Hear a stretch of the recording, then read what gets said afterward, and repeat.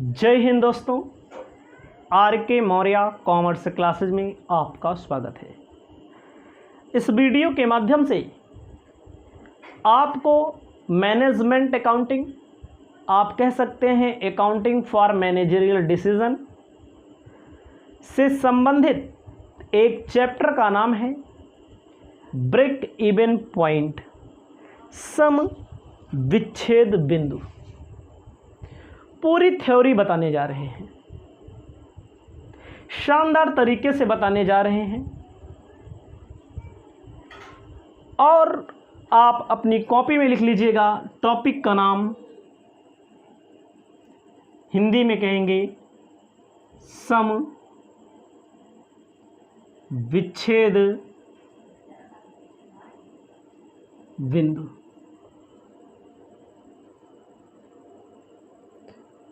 Break even point, ऐसा point जहां पर किसी फर्म को ना तो लाभ हो और ना हानि, इसे ही कहा जाता है ब्रेक इवन पॉइंट। ऐसा बिंदु, सम विच्छेद बिंदु क्या बोला जाता है? सम का मतलब बराबर, इक्वल। ऐसा बिंदु जहां पर फर्म को ना तो लाभ होता है और ना ही हानि होती है, उसे सम विच्छेद बिंदु के नाम से जाना जाता है। आप अपनी कॉपी में लिख सकते हैं, हम यहाँ पर लिख करके भी बता दे रहे हैं ताकि आप अपनी कॉपी में वैसे भी लिख सकते हैं। ठीक है, आपको लिखना है सम विच्छेद बिंदु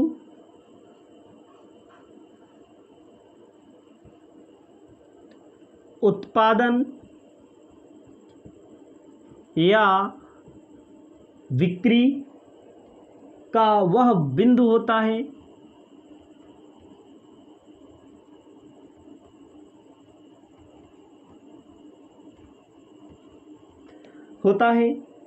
जिस पर फर्म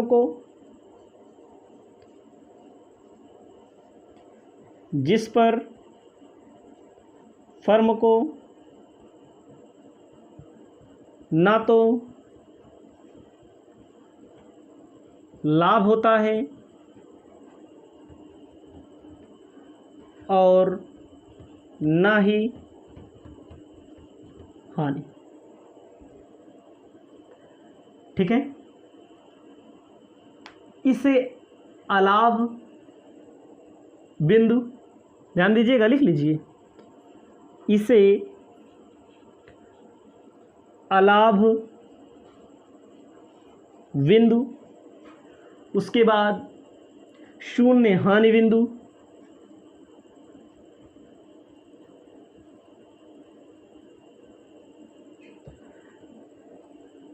भी कहते हैं।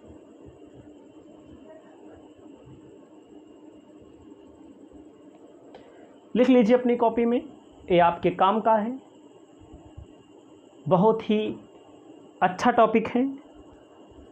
ठीक है, तमाम परिभाषाएं दी गई हैं, आपको कोई परिभाषा नहीं लिखनी है, केवल इतना लिख लेना है सम विच्छेद बिंदु ब्रेक इवन पॉइंट के बारे में आप जानकारी प्राप्त कर लेंगे और आप अच्छे से तैयार कर लेंगे। अब इसकी विशेषता भी हम बताएंगे, इसको आप लिख लीजिए। आपको ध्यान देना है, टॉपिक लिखना है विशेषताएं।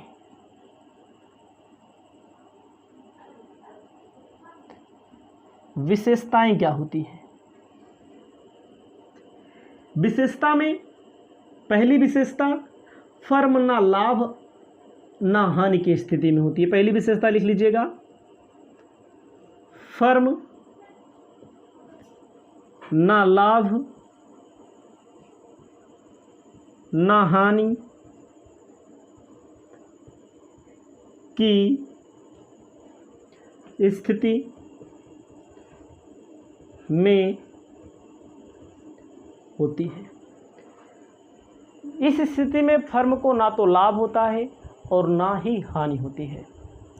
दूसरा कहते हैं कुल आगम कुल लागत के बराबर होती है। दूसरी,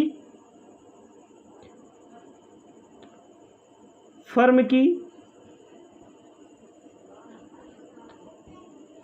कुल आगम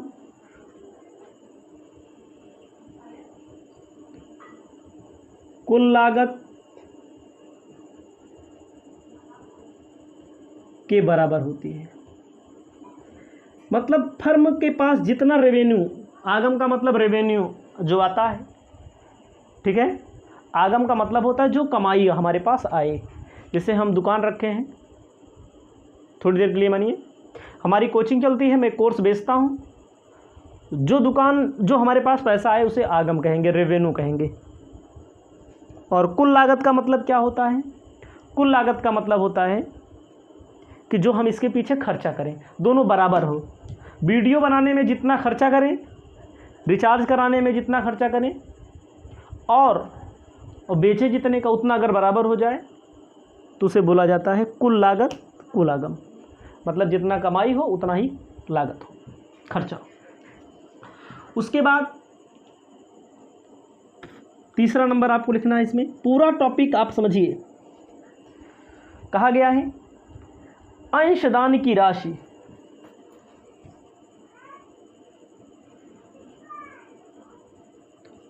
अंशदान की राशि बिक्री में से परिवर्तनशील लागत घटा दी जाती है। इसका कंट्रीब्यूशन, अंशदान को कंट्रीब्यूशन कहते हैं। बिक्री में से परिवर्तनशील लागत, वेरिएबल कॉस्ट, घटा दिया जाता है। ठीक है, बिक्री में से परिवर्तनशील जब लागत घटा दिया जाएगा और स्थिर लागत के बराबर होती है।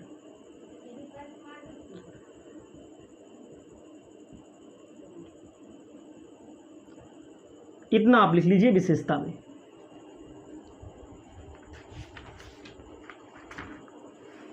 अब आपको समझना है मान्यता, और उसके बाद आपको बताएंगे सीमा। उसके बाद आपको बताएंगे सम विच्छेद विश्लेषण का प्रयोग कहाँ किया जाता है। ठीक है, इसको पहले लिखिए। आपको लिखना है सम विच्छेद बिंदु, सम विच्छेद विश्लेषण की मान्यताएं।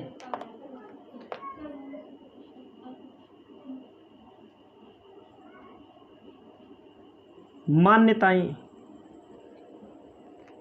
मान्यताओं में सबसे पहली मान्यता बोला है इसने स्थिर और परिवर्तनशील लागतें। स्थिर एवं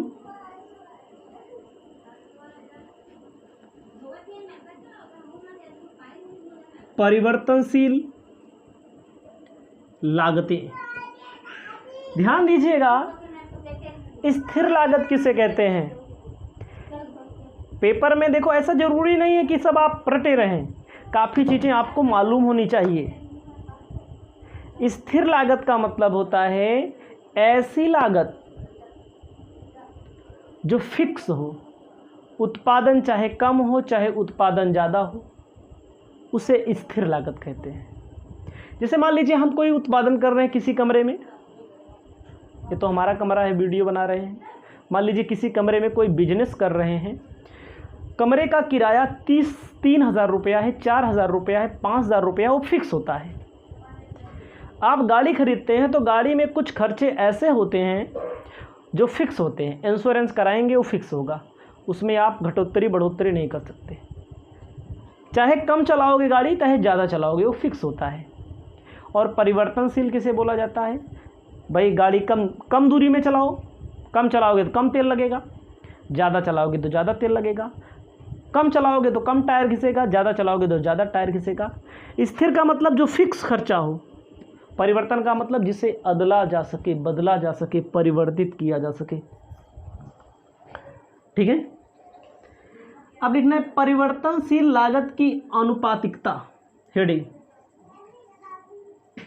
समझिएगा याद, परिवर्तनशील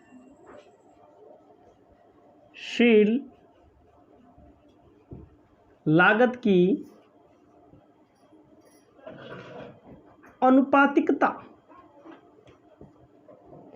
कहा गया है यह माना जाता है प्रति इकाई परिवर्तनशील लागत स्थिर रहती है। यह लागत उत्पादन की मात्रा में परिवर्तन होने पर आनुपातिक रूप से परिवर्तित हो जाता है। समझिएगा, परिवर्तनशील लागत की आनुपातिकता का मतलब ये होता है दो मार्कर बन रहा है कि कहीं पर, तो उसकी लागत अलग आगे आएगी। 5 मार्कर बनेगा, 50 मार्कर बनेगा। यानी कि देखो, कुछ लागत परिवर्तनशील लागत में भी कुछ लागत ऐसी होती है जिसमें घटोत्तरी भी होती है, बढ़ोत्तरी भी होती है। कम बनाओगे तो ज़्यादा कॉस्ट लगती है, ज़्यादा मटेरियल ज़्यादा सामान बनेगा तो कॉस्ट कम हो जाती है। ये चीज़ आपको ध्यान देना है। अगला लिखना है स्थिर लागत की निश्चितता। तीसरा नंबर, स्थिर लागत की निश्चितता। जो लागत स्थिर होती है, जो लागत स्थिर होती है वह निश्चित होती है। जैसे आप गाड़ी खरीदे होंगे, आपके घर में मोटरसाइकिल होगी, साल भर में इंश्योरेंस करवाना पड़ेगा, वो स्थिर है, वो फिक्स है, चाहे आप कम चलाओ चाहे ज़्यादा चलाओ। तो इसीलिए कहा गया है शून्य उत्पादन से लेकर उत्पादन की अधिकतम सीमा तक कोई परिवर्तन नहीं होगा इसमें। हम कमरा किराए पर लिए हैं, चाहे एक बच्चे के पढ़ाएं चाहे 1000 बच्चों को पढ़ाएं, किराया तो देना ही पड़ेगा।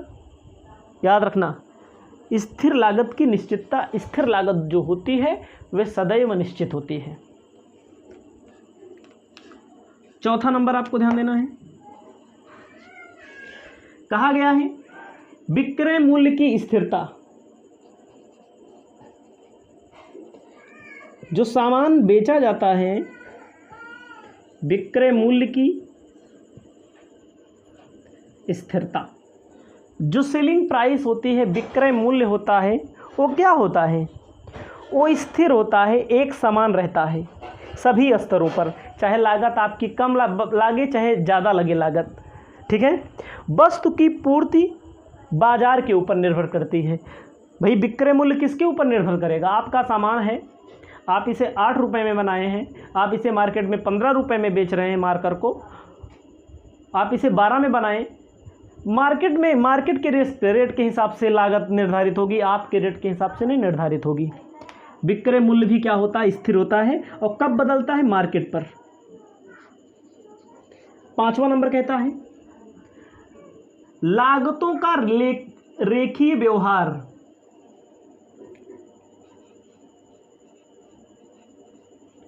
लागतों का रेखीय व्यवहार। जो लागत होती है उसका व्यवहार रेखीय होता है। रेखीय का मतलब होता है लाइनर। लागत को रेखा चित्रों के माध्यम से प्रदर्शित किया जा सकता है। लागत घट रही है, लागत बढ़ रही है, रेखा चित्र के माध्यम से प्रदर्शित किया जा सकता है। अगला है 6ठा नंबर,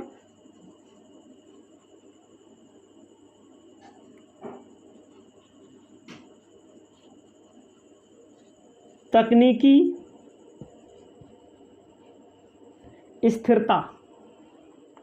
तकनीकी स्थिरता में इन्होंने बताया है यह माना जाता है जिस अवधि के लिए सम विच्छेद विश्लेषण किया जा रहा है उस अवधि में उत्पादन पद्धति, मशीनों की कुशलता, तकनीकी पद्धति में कोई अंतर नहीं होता है। ठीक है, आपको लिखना है 8 नंबर, 7वां नंबर, स्कंध की महत्वहीन भूमिका। स्कंध की महत्वहीन भूमिका। स्कंद का मतलब क्या होता है? क्लोजिंग स्टॉक, जो बच जाता है, इस पर कोई ध्यान नहीं दिया जाता है। ये माना जाता है कि इसमें क्लोजिंग स्टॉक नहीं बचेगा, इसमें स्टॉक नहीं बचेगा। स्कंद की महत्वहीन भूमिका होती है। उसके बाद 8वां नंबर, सामान्य मूल्य स्तर में स्थिरता। सामान्य मूल्य में स्थिरता। सामान्य मूल्य में स्थिरता का मतलब होता है जैसे सामग्री है, मजदूरी है, अन्य व्यय हैं, इसमें कोई परिवर्तन नहीं हुआ है। भाई परिवर्तन हो जाएगा तो लागत घट बढ़ जाएगी ना, ब्रेक इवन पॉइंट कहाँ से बनेगा? उत्पादन मिश्रण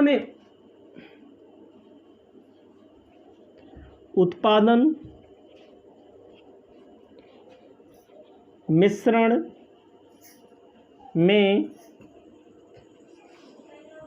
स्थिरता। उत्पादन मिश्रण में स्थिरता का मतलब होता है ए भी स्थिर होता है। इसमें बताया गया है कि उत्पादन मिश्रण में एक ही वस्तु का उत्पादन होता है, एक ही वस्तु का विक्रय होता है, अलग अलग वस्तुओं से संबंधित कुछ नहीं होता है। अगला कहता है मात्रा और लागत का संबंध।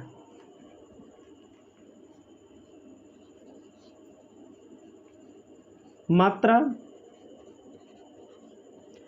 और लागत का संबंध। मात्रा और लागत का संबंध होता है समविच्छेद बिंदु में। मात्रा मतलब कि क्वांटिटी। क्वांटिटी का मतलब कि जैसे सामान बन रहा है 10 यूनिट या 10,000 यूनिट या 1,000 यूनिट, वही चीज़ बदल जाता है, अगर कम हो जाता है, ज़्यादा हो जाता है, तो लागत में भी परिवर्तन हो जाता है। इसको लिख लीजिए। आपको आगे बता रहे हैं समविच्छेद बिंदु की सीमाएं क्या होती हैं। आपको हेडिंग डाल लेना है,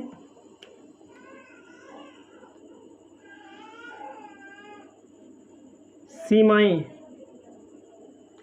सीमाओं में आपको लिखना है, पहला हेडिंग बोला गया वही समझा दे रहे हैं और कुछ थोड़ी कर रहे हैं हम। स्थिर एवं परिवर्तनशील लागतों में विभाजन। स्थिर का मतलब फिक्स एवं परिवर्तनशील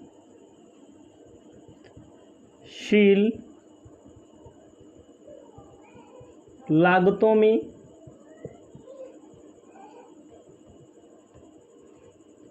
विभाजन। जो स्थिर लागत होती है,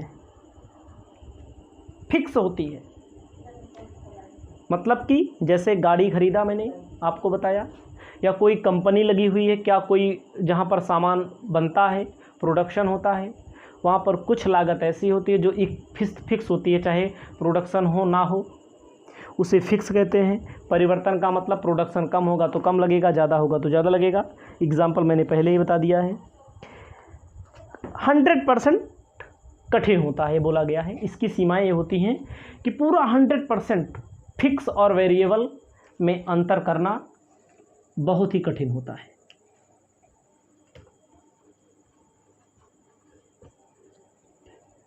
ठीक है, आगे आपको ध्यान देना है। दूसरा कहता है उत्पादन लागत पर अन्य अवधि के प्रभाव।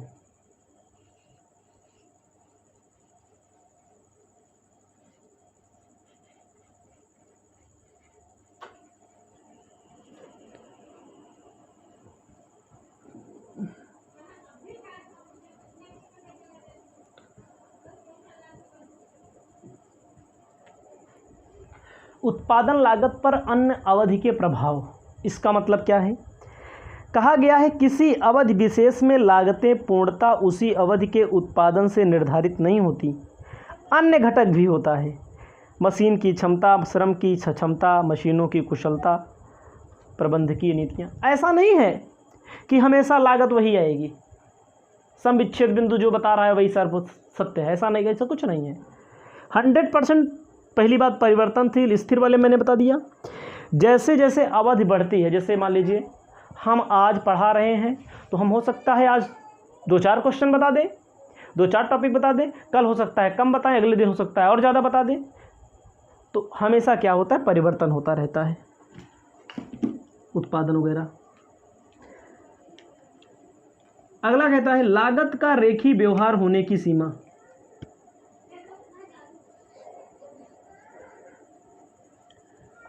लागत का रेखीय व्यवहार होने की सीमा। ध्यान दीजिएगा, कहा गया है यह माना जाता है स्थिर लागत पूर्णतः स्थिर रहती है, परिवर्तनशील लागत पूर्णतः अनुपातिक रहती है। 100% ऐसा नहीं होता, मतलब स्थिर पूरा स्थिर रहे, परिवर्तन पूरा परिवर्तनशील रहे, परिवर्तन में भी कुछ होता है, स्थिर में भी कुछ इधर उधर होता है, 100% नहीं सत्य है। ठीक है। अधिकतम अनुकूलतम उत्पादन।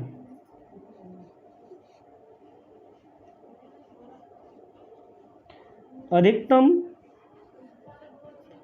एवं अनुकूलतम उत्पादन। कहा गया है यह विश्लेषण स्पष्ट करता है अधिकतम लाभ के लिए अधिकतम उत्पादन होना चाहिए, लेकिन व्यवहार में अधिकतम उत्पादन का निर्णय आवश्यक होता है, ना कि अधिकतम उत्पादन का। ध्यान कीजिएगा, अनुकूलतम का मतलब क्या होता है? अनुकूलतम का मतलब जितना हम चाहते हैं उतना उत्पादन हो, जितना हम चाहते हैं उतना उत्पादन हो, हमारे अनुकूल हो। हम जितना रिजल्ट चाहते हैं उतना हमारा रिजल्ट आए तो हमारे अनुकूल है, नहीं आए तो हमारे प्रतिकूल है। ठीक है। 5वां नंबर आपको ध्यान देना है,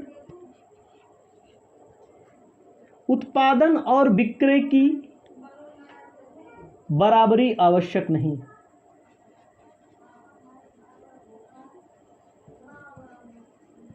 उत्पादन एवं विक्रय की बराबरी नहीं। ध्यान दीजिएगा, ये जरूरी नहीं है कि भैया जितना प्रोडक्शन हो रहा है उतना बिक्री हो जाए। हम अपने ऊपर लागू करके बताते हैं, जरूरी नहीं मैंने जितना वीडियो बनाया बच्चों को दे दिया सब देख लेंगे। ठीक है। ये जरूरी नहीं है जितना हम वीडियो बनाते हैं यूट्यूब पर डालते हैं या ऐप पर देते हैं, वो जरूरी नहीं कि सब लोग देख लें। वही क्या इसमें भी कहता है, उत्पादन एवं विक्रय बराबर जरूरी नहीं है कि आवश्यक है। विक्रय मिश्रण में भी परिवर्तन होता है, याद रखिएगा। विक्रय मिश्रण में परिवर्तन। कहा गया है यह आवश्यक नहीं है कि विक्रय मिश्रण का अनुपात समान बना रहे।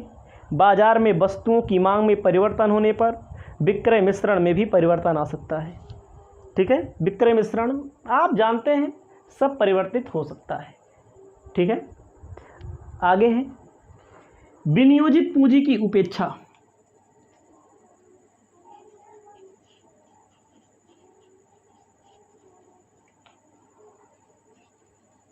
विनियोजित पूंजी की उपेक्षा, इसका मतलब क्या होता है? ध्यान दीजिएगा, विक्रय मिश्रण का मतलब होता है विक्रय में समाहित होने वाले तत्व। विक्रय में समाहित होने वाले तत्व। ठीक है। विनियोजित पूंजी की उपेक्षा, इसमें आपको ध्यान देना है, इसमें बराबर लाभ बोला गया है ब्रेक इवन पॉइंट में और बराबर हानि बोला गया है। मतलब ना तो लाभ होगा ना तो हानि होगा। इसमें यह महत्व ही नहीं दिया गया है कि कितना पैसा मार्केट में लगाया गया है, पैसा विनियोजित किया गया है, इसकी उपेक्षा कर दी गई है। 7 नंबर तक मैंने आपको बताया। 8वां नंबर भी देखिए। 8वें नंबर में कहता है कि स्थैतिक स्वरूप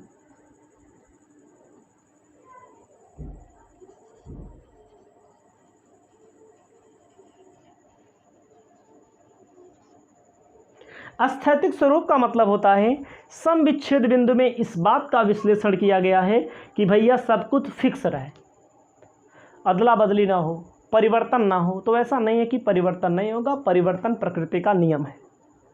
ठीक है। अल्पकालिक उपयोग, 9वां नंबर आप लिख सकते हैं, ऊपर लिख दे रहे हैं। सम विच्छेद बिंदु का उपयोग जो होता है अल्पकालिक होता है, दीर्घकालिक नहीं होता।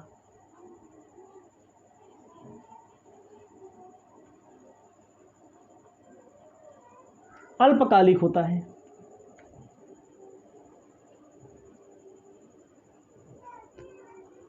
पूर्ण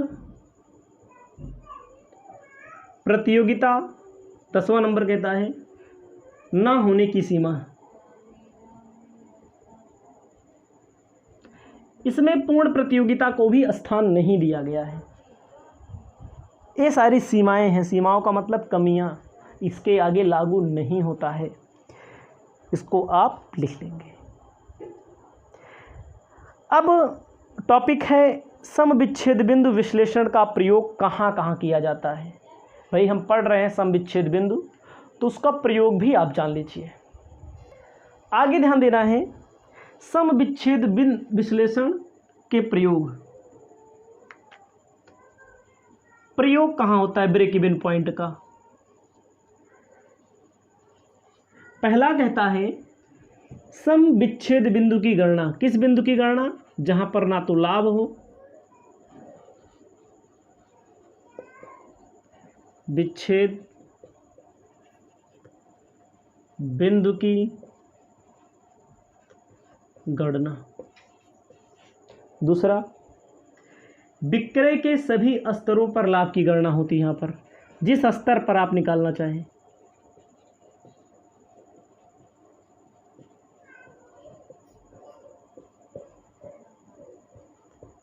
लाभ की गणना। नंबर 3 आपको ध्यान देना है, कहता है वांछित लाभ। मतलब कि वांछित का मतलब क्या होता है, भी ध्यान दीजिएगा।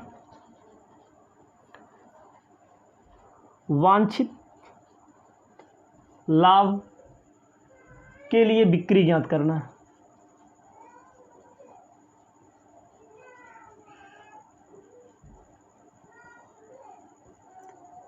वांछित लाभ का मतलब होता है जो हमारे अनुकूल लाभ हो, जो हमें अच्छा लगे।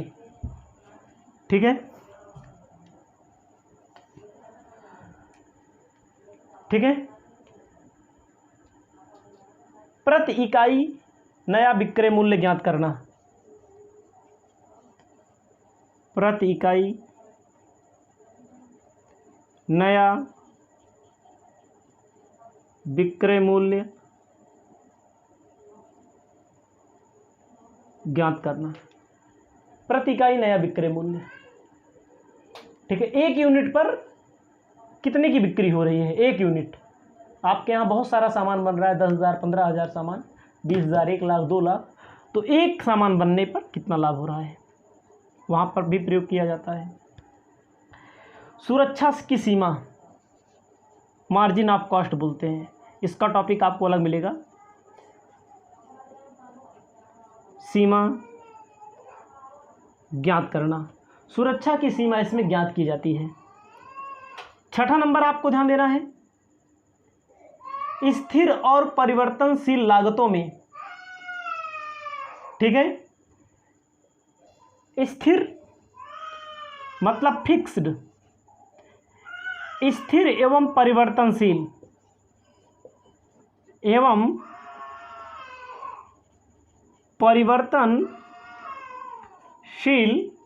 स्थिर और परिवर्तनशील लागतों का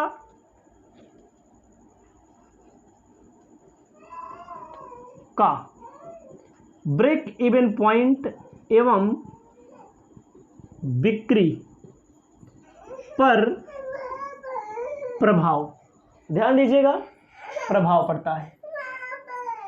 आपको ध्यान देना है 7वां नंबर आपको ध्यान देना है। 7वें नंबर में कहता है कि प्रस्तावित व्ययों को पूरा करने के लिए प्रस्तावित व्ययों को पूरा करने के लिए, ठीक है, आपको ध्यान देना है। मतलब प्रस्तावित व्ययों को पूरा करने के लिए कहा गया है बनाओ अथवा क्रय करो निर्णय, मतलब कि खुद बनाते हैं या क्रय करते हैं, वहाँ पर प्रयोग होता है। अनुकूलतम विक्रय मिश्रण का निर्धारण होता है। क्षमता परिवर्तन पर निर्णय लिया जाता है। ठीक है, तो आगे न्यूमेरिकल है, सम विच्छेद बिंदु की गणना कैसे की जाती है, बहुत सारे मेथड हैं, आगे वीडियो में मिलेगा तो आगे बताएंगे।